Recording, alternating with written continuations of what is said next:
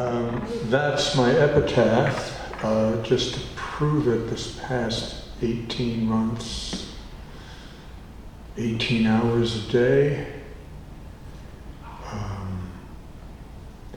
But there's a very interesting thing about that. It isn't deprivation. It's alignment with creation within the process of seeking the light. And inevitably, you don't do this in the process because you're editorializing and then you blow it.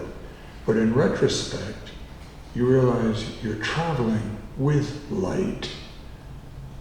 And just imagine sitting in your chair 18 hours a day for 18 months.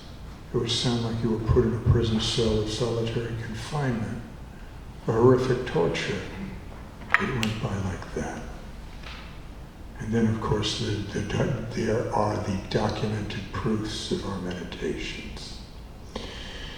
Jared, you humble me, a towering genius.